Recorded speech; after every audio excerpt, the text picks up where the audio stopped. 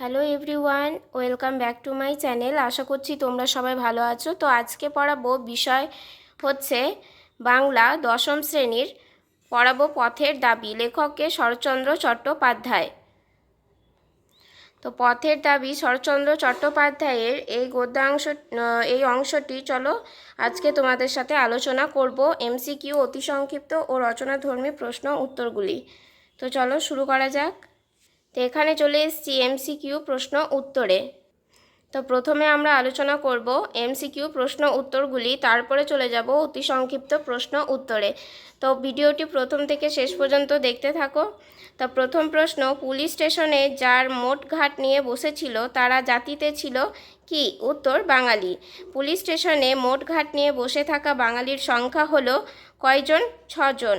জগদীশবাবু police স্টেশনে বসে থাকা বাঙালিদের যে সব জিনিস খুলে দেখছিলেন তা হলো কি? উত্তর, টিনের তোরঙ্গ ও ছোট ছোট পুঁটলি। যে লোকটির প্রতি পুলিশের অত্যন্ত সন্দেহ ছিল তাকে আটকে রাখা হয়েছিল একটি ঘরে। জগদীশবাবু পেশায় ছিলেন পুলিশ।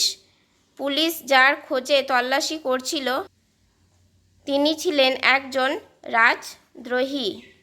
পুলিশ স্টেশনে বসে থাকা বাঙালিরা কাজ করত বর্মা অয়েল কোম্পানিতে। বর্মা অয়েল কোম্পানি অবস্থিত ছিল উত্তর ব্রহ্মদেশে। পলিটিক্যাল সাসপেক্টর নাম ছিল সব্যসাচী মল্লিক। গিরিশ মহাপাত্রের বয়স হলো 30-32 বছর। গিরিশ মহাপাত্রের চেহারার মধ্যে সবচেয়ে আকর্ষণীয় ছিল তার উজ্জ্বল চোখ। গিরিশ মহাপাত্রের চোখ দুটি ছিল গভীর জলাশয়ের মতো। গিরিশ মহাপাত্রের চেহারা ও পোশাক পরিচ্ছদ ছিল অদ্ভুত ও হাস্যকর। গিরিশ মহাপাত্রের চুলে যে গন্ধ ছিল তার কারণ ছিল লেবুর তেল। গিরিশ মহাপাত্রের ট্যাঙ্কে পাওয়া গিয়েছিল, গয়ের অপশনটা দেখো, 1 টাকা ও গন্ডা 6 পয়সা। দয়ার সাগর পরকে সেজে নিজে খাইনে বক্তা হলেন নিমাইবাবু অথবা জগদীশবাবু, নিমাইবাবু, অপূর্ব ও গিরিশ মহাপাত্র। তো এখানে দুটো অপশন দেওয়া আছে, দুটো অপশনে উত্তর কি হচ্ছে? নিমাইবাবু। বুড়ো মানুষের কথাটা শুনো, বুড়ো মানুষটি হলেন কে? উত্তর, নিমাইবাবু।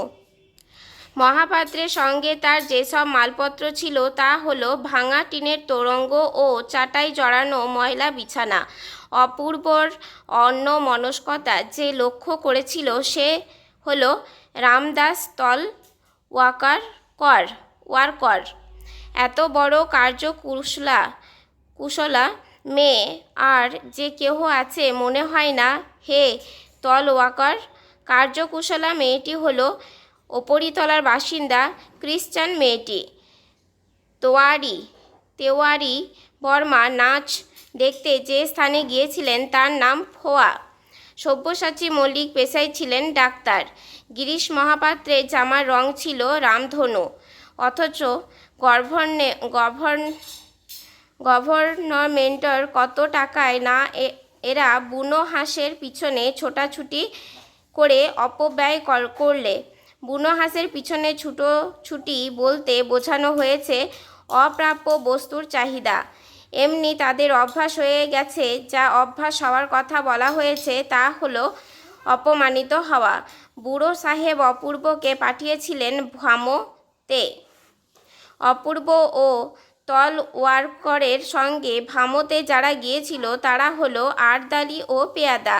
যে দেশটি ম্লেচ্ছ দেশ বলা হয়েছে সেটি হলো বর্মা। তোমার চিন্তা নেই ঠাকুর। ঠাকুর বলতে যাকে বোঝানো তার নাম হলো তেওয়ারি। আশ্চর্যি নেহি হ্যাঁ বাবু সাহেব। বাবু সাহেবটি হলেন তলওয়ারকর। পথের দাবি কাহিনীটি যে উপন্যাসের অংশবিশেষ তা হলো পথের দাবি। কাকাবাবু, এই লোকটিকে আপনি কোনো কথা জিজ্ঞাসা না করেই ছেড়ে দিন। এই ক্ষেত্রে অপূর্বর কাকাবাবু কে? উত্তর, গিরিশ মহাপাত্র। গভর্নমেন্টের কত টাকায় না এরা বুনো হাঁসের পিছনে ছুটাছুটি করে অপব্যয় করলেন। বুনো হাঁস বলতে কি বোঝানো হয়েছে? উত্তর, চোর ডাকাতদের। কোথা থেকে গ্রিসের 2 বন্ধু আসার কথা ছিল? উত্তর, এনানজাং থেকে।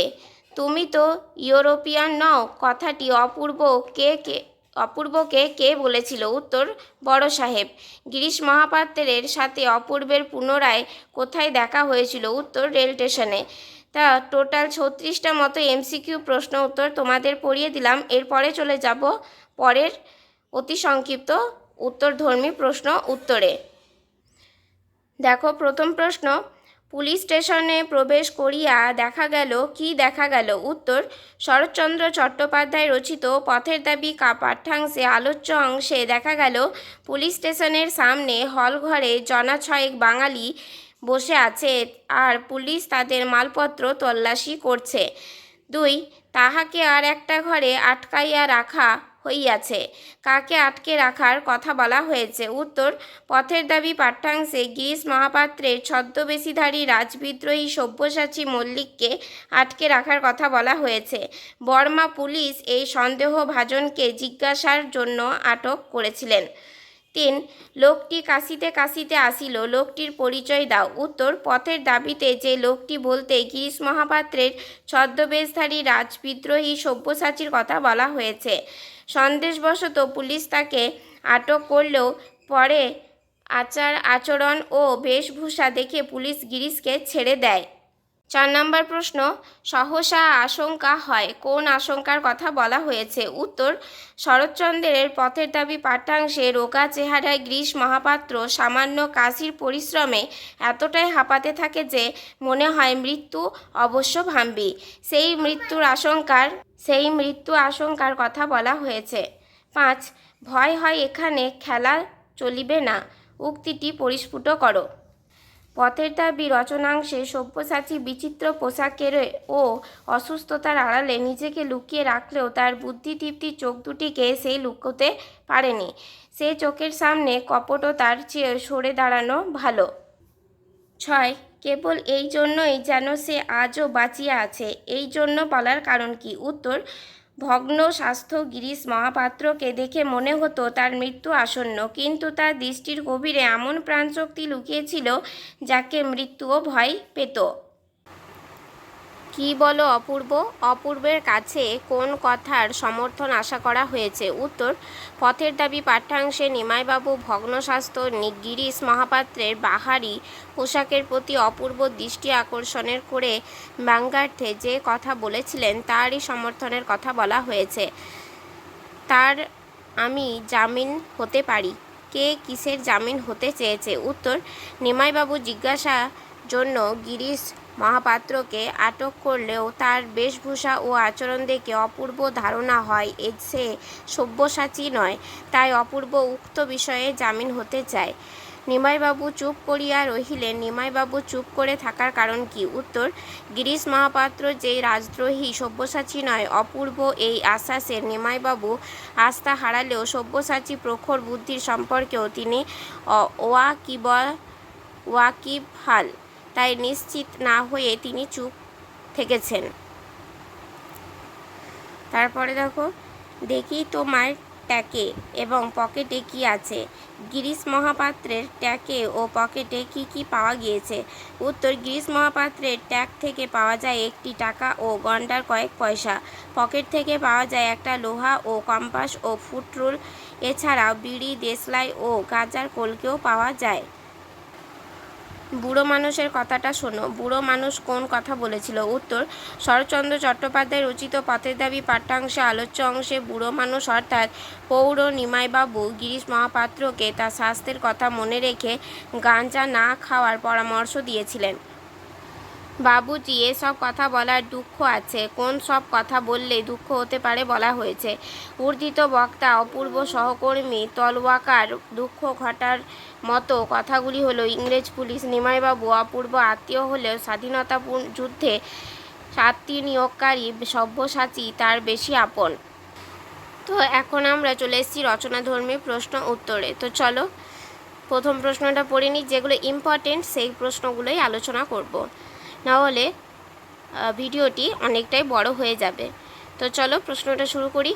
পথের দাবি উপন্যাসে যে অংশ তোমাদের পাঠ্য তা অনুসারে অপূর্ব চরিত্রটি আলোচনা করো।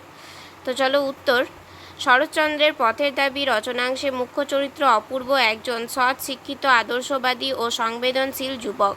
চাকরির সন্ধানে তার বর্মার আশা। পাঠ্যাংশে অপূর্ব চরিত্রে দুটি প্রধান বৈশিষ্ট্য দেখতে পাওয়া যায়। কি কি? একটা হেডিং দেখো, দেশপ্রেমিক। অপূর্ব পরাধীন ভারতের এক তরুণ দেশপ্রেমী। সব্যসাচীর প্রতি সে আন্তরিকভাবে শ্রদ্ধাশীল। গিরিশ মহাপাত্রকে প্রথম দর্শনে সে হাসি সামলাতে না পারলেও বিপ্লবী সব্যসাচী মল্লিকের বর্মায় আগমন ও পুলিশের সতর্কতা সত্ত্বেও তার ধরা না পড়া অপূর্বকে বিচলিত করে তোলে। গিরিশ মহাপাত্রের প্রতি অপূর্বের সন্দেহ যত বেড়েছে, সব্যসাচীর প্রতি শ্রদ্ধা তত প্রগাঢ় হয়েছে।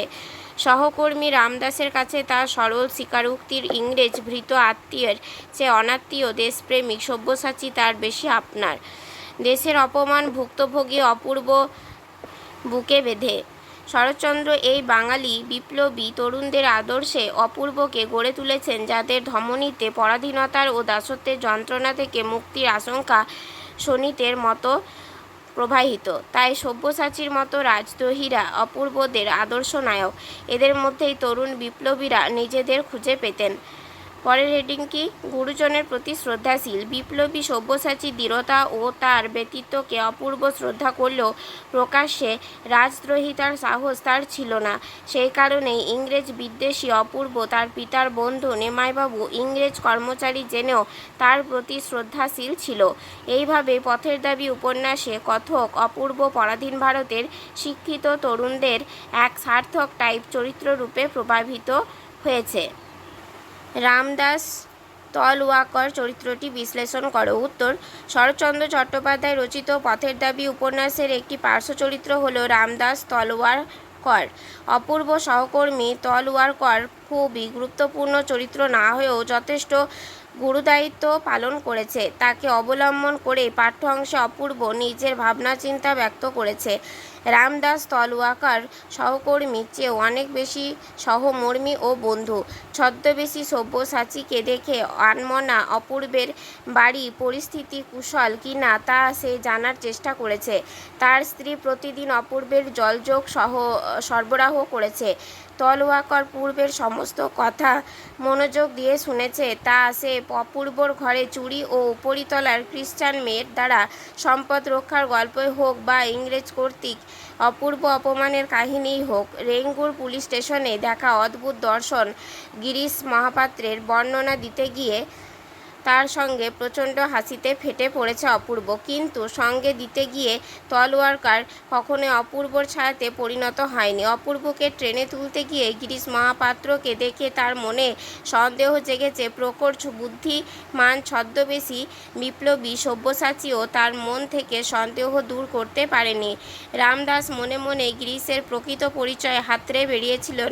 এইভাবে বুদ্ধিতে, বন্ধুত্বে, সাহচর্যে এবং সমবেদনায় রামদাস স্বল্প পরিসরেও তার স্বতন্ত্র রক্ষা করে। তারপর দেখো নিমাইবাবুর চরিত্রটি আলোচনা। অপরাজয়ের কথাশিল্পী শরৎচন্দ্র চট্টোপাধ্যায় লেখা কালজয়ী রাজনৈতিক উপন্যাসে পথের দাবি থেকে গৃহীত দশম শ্রেণীর পাঠ্য অংশে নিমাইবাবু সম্পর্কে যা জানা যায় তা হলো, নিমাইবাবু হলেন কাহিনীর কেন্দ্রীয় চরিত্র। অপূর্ব পিতৃবন্ধু, এই সেই সূত্রে আত্মীয়। অপূর্বর পিতা কোনো এক সময় তাকে চাকরিতে ঢুকিয়েছিলেন। সেই সূত্রে যে সম্বন্ধ স্থাপিত হয়েছে তা দুপক্ষই বহন করে নিয়ে চলেছে। রেঙ্গুরের পুলিশ স্টেশনের বাংলা পুলিশের দারোগা নিমাইবাবুকে ছদ্মবেশী বিপ্লবী সব্যসাচী ওরফে গিরিশ মহাপাত্রকে জিজ্ঞাসাবাদ করতে দেখা যায়। তবে অভিজ্ঞ ও বর্ষিয়ান নিমাইবাবুও সব্যসাচীকে চিনতে ভুল করে ফেলেন। তাকে সাধারণ গঞ্জি কাশবক বলে ছেড়েও দেন। তবে তার স্নেহপ্রবণ মন বোঝা যায় যখন গিরিশ মহাপাত্রীরূপে সব্যসাচী রুগ্ন দেহ দেখে তিনি কোমল স্বরে তাকে গাঁজা না খাওয়া পরামর্শ দেন এবং বলেন, বড় মানুষের কথাটা শোনো। এক্ষেত্রে এক পৌর স্নেহশীল পিতার প্রতিচ্ছবি নিমাইবাবুর মধ্যে ফুটে উঠেছে। তো এখানে দেখো পরের প্রশ্ন, পাঠ্যাংশটি পথের দাবি নামকরণে কতদূর সঙ্গত তা আলোচনা করো। তো এটাই লাস্ট প্রশ্ন। চলো আমরা নামকরণের সার্থকতাটা পড়ে নিই।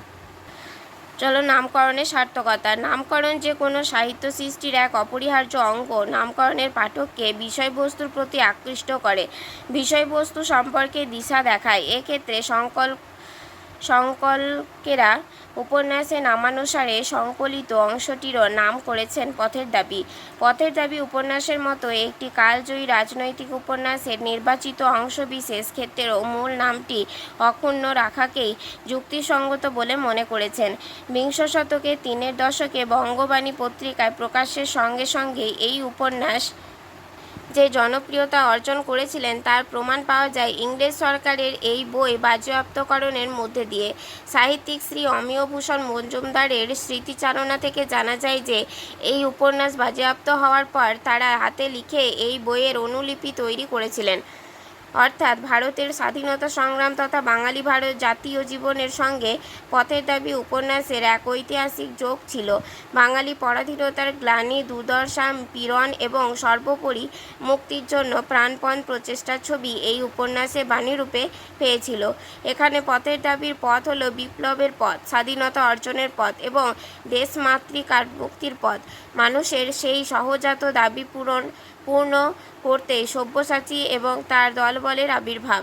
তাদের কর্মকাণ্ডের এবং তৎকালীন ভারতের ইতিহাসে এক সংক্ষিপ্ত অংশ ফুটে উঠলেও তা পথের দাবি উপন্যাসেরই ক্ষুদ্র প্রতিরূপ। সুতরাং সংকলনদের সিদ্ধান্ত যথার্থ বলে আমরা মনে করি। তা নামকরণের সার্থকতা তোমরা সবটাই আশা করছি বুঝে গেছো। তো আজকে প্রশ্নের উত্তর এখানেই শেষ করলাম। আমার পড়ানো তোমাদের যদি ভালো লেগে থাকে অতি অবশ্যই চ্যানেলটি সাবস্ক্রাইব করে পাশে থাকবে ও লাইক কমেন্ট শেয়ার করতে কেউ ভুলো না। সবাই ভালো থেকো। তো আবার আসছি অন্য একটা অধ্যায় নিয়ে।